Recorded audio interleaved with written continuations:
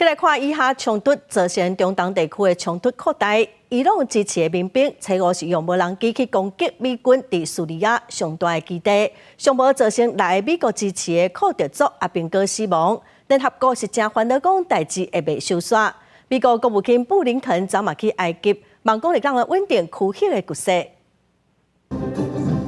进前捌伫叙利亚甲伊斯兰国 IS 作战的叙利亚民主力量初五证实，因伫叙利亚东部戴尔祖尔省奥马尔油田的突击队学院，初五透早防攻击，2名科特族武装战士死亡，另外有18人受伤。由伊朗支持的伊拉克伊斯兰抵抗运动民兵已经讲，对这个攻击负责，这个组织是美军车里领导的袭击目标之一，包括3名驻约旦美军和这个组织无人机攻击身亡。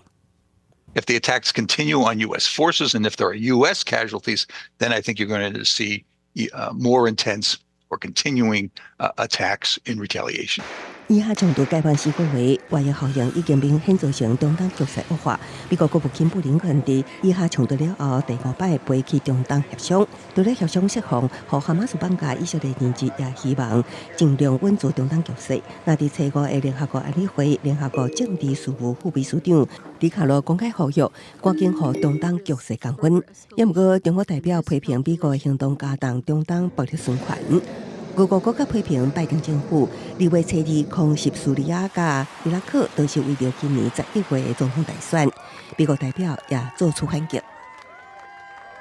Видим в этих попытках поиграть мускулами прежде всего стремление повлиять на внутриполитические расклады в Америке, желание хоть как-то подправить провальный имидж действующей американской администрации на международной арене. And we are not seeking a direct conflict with Iran. But we will continue to defend our personnel against unacceptable attacks. Period. 也毋过，白宫国家安全顾问苏利文初时表示，虽然拜登无打算扩大中东战火，也毋过美军伫中东也是会有更较侪军事行动，同时也无排除攻击伊朗境内目标的可能性。公司新闻记者金美英。